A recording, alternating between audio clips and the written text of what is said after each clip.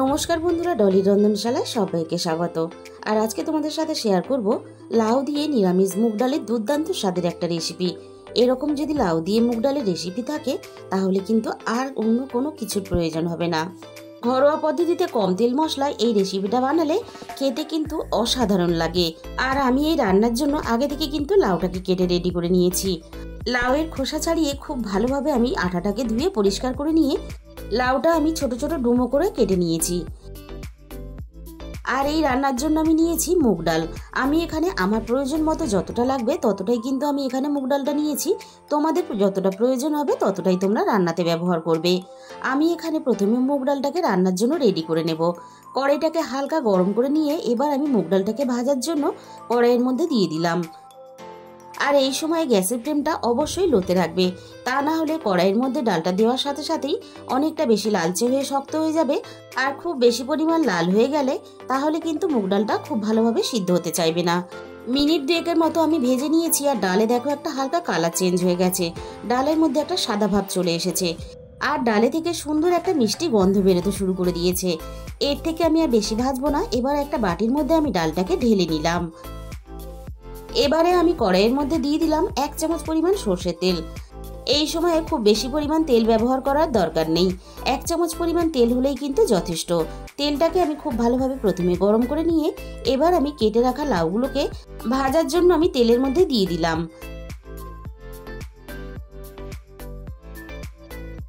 লাউয়ের মধ্যে এবার আমি দিয়ে দিলাম স্বাদ মতো লবণ। আর লবণের সাথেই আমি সামান্য পরিমাণ হলুদ গুঁড়ো দিয়ে দিলাম।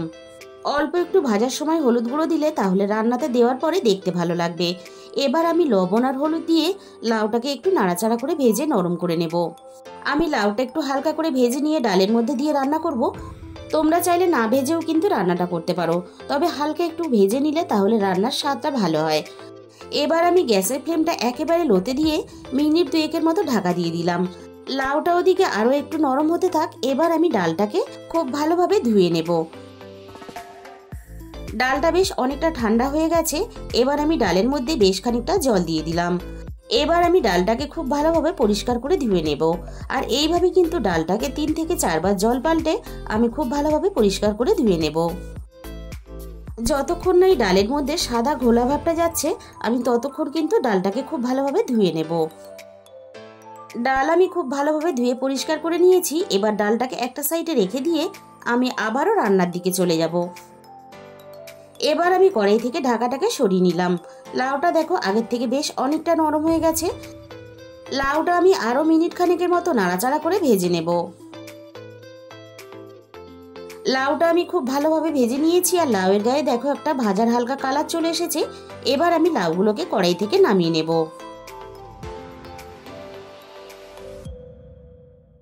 ডালটা সিদ্ধ করার জন্য আমি ওই একই কড়াইয়ের মধ্যে বড় বাটির 1 বাটি পরিমাণ জল দিয়ে দিলাম। জলটা দেখো হালকা ফুটতে শুরু করে দিয়েছে। এবার আমি ধুয়ে রাখা ডালগুলোকে জলের মধ্যে দিয়ে দেব। জলের সাথে ডালটাকে নাড়াচাড়া করে মিশিয়ে দিয়ে এবার আমি ডালটাকে ফুটতে দেব। মিনিট 5 মতো ডালটা ফুটে ওঠার পরেই কিন্তু দেখো ডালের মধ্যে একটা গাঁজা ভাব চলে এসেছে। এই গাঁজা ভাবটা কিন্তু পুরোটাই পরিষ্কার করে নিতে হবে। এটা কিন্তু ডালের ময়লা, তাই জলে থেকে তুলে ফেলে দিতে হবে।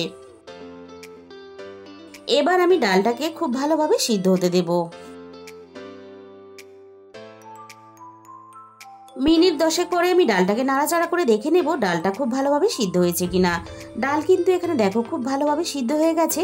এবার আমি ডালের মধ্যে দিয়ে দেব অল্প পরিমাণ হলুদ গুঁড়ো। হলুদ গুঁড়োর পরিমাণটা কিন্তু খুব বেশি দেওয়া যাবে না, তাহলে ডালের কালারটা অনেকটা বেশি লাল হয়ে যাবে। আমি চামচের সাহায্যে ডালটাকে ঘেটে দেব। তোমরা কিন্তু চাইলে ডাল কাটা দিয়েও ঘেটে নিতে পারো। ডালটাকে আমি খুব ভালোভাবে হলুদের সাথে মিশিয়ে দিয়ে আমি ঘেটে নিয়েছি। আর এই সময় কিন্তু গ্যাসের ফ্লেমটা অবশ্যই লোতে রাখবে, তা না হলে তলা থেকে লেগে গিয়ে কিন্তু পুড়ে যেতে পারে। এবার আমি ডালের মধ্যে দিয়ে দিলাম পরিমাণ মতো উষ্ণ গরম জল।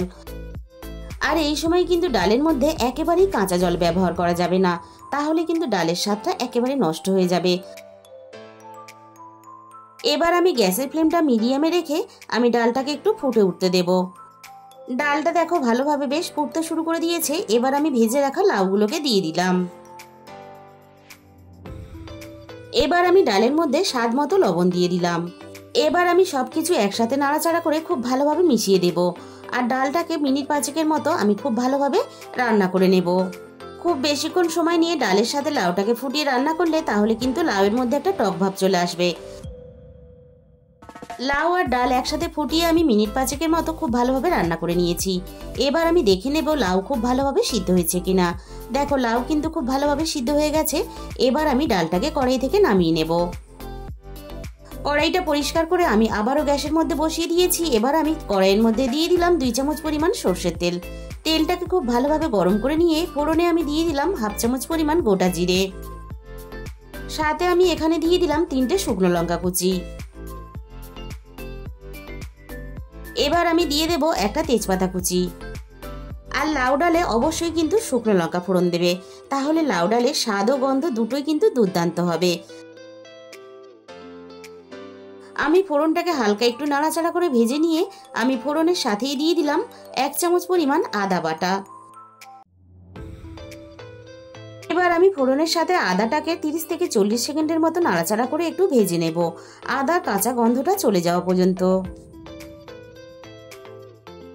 সবকিছু একসাথে আমি খুব ভালোভাবে ভেজে নিয়েছি। এবার আমি ডালটাকে ঢেলে দেব।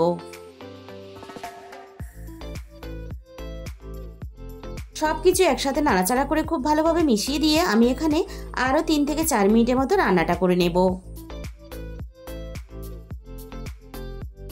ডালটা ফুটে ওঠার সাথে সাথে আমি ডালের মধ্যে 1 চামচ পরিমাণ স্বাদ মতো চিনি দিয়ে দিলাম। আর লাউ ডালে অবশ্যই একটু চিনি ব্যবহার করবে, তবে কিন্তু রান্নার আসল স্বাদটা পাবে। আর সাথেই আমি এখানে 1 চামচ পরিমাণ জিরে গুঁড়ো দিয়ে দিলাম। এবার আমি সবকিছু একসাথে নাড়াচাড়া করে খুব ভালোভাবে মিশিয়ে দেব। আর আমি মাঝখানে লবণের পরিমাণটা একটু চেক করে নিয়েছিলাম, লবণের পরিমাণটা একটু কম আছে, তাই আমি আরও একটু ডালের মধ্যে লবণ দিয়ে দিলাম। আর লাউ ডাল কিন্তু খুব বেশি পরিমাণ গুঁড়ো মশলা দিয়ে রান্না করলে খেতে ভালো লাগে না, তাই এখানে আমি শুধুমাত্র জিরে গুঁড়োর ব্যবহার করলাম। রান্নাটা আমি খুব ভালোভাবে করে নিয়েছি। এবার আমি সব শেষে দিয়ে দেব ডালের মধ্যে অল্প একটু ঘি। অল্প একটু ঘি দিলে তাহলে খেতে বেশ ভালো লাগে, আর তাছাড়া বাচ্চারাও খেতে খুব পছন্দ করবে। তবে ঘিটা পুরোপুরি অপশনাল, তোমরা চাইলে দিতেও পারো, নাও দিতে পারো। আর বন্ধুরা, একদিন হলেও তোমরা এই লাউ ডালের রেসিপিটা বাড়িতে অবশ্যই ট্রাই করে দেখো। আমি তোমাদের গ্যারেন্টি দিলাম খেতে দুর্দান্ত লাগবে। ডালটা আমার রেডি হয়ে গেছে, আমি এবার নামিয়ে নিলাম। তাহলে বন্ধুরা, আজকের এই রেসিপিটা ভালো লাগলে অবশ্যই ভিডিওতে একটা লাইক করে দিও আর নিজেদের বন্ধুদের মধ্যে শেয়ার করে দিও। আর যে সমস্ত আমার চ্যানেলে নতুন বন্ধুরা এখনো পর্যন্ত আমার চ্যানেলটাকে সাবস্ক্রাইব করোনি, এরকম নতুন নতুন রেসিপি পেতে অবশ্যই আমার চ্যানেলটাকে সাবস্ক্রাইব করে পাশে থাকা বেল আইকনটা ক্লিক করে অল করে দিও। তাহলে আমি যখনই কোনো নতুন রেসিপি আপলোড করব সবার আগে তোমার কাছে পৌঁছে যাবে। আর তার সাথে সাথে আমার চ্যানেলটাকে হাইপ করে দিও, যাতে আমি তোমাদের সাথে আরও নতুন নতুন রেসিপি শেয়ার করতে পারি। আর তোমাদের মূল্যবান সময় দিয়ে আমার এই রেসিপিটা শেষ পর্যন্ত দেখার জন্য তোমাদের সবাইকে অসংখ্য ধন্যবাদ। আজকে তাহলে এই পর্যন্ত।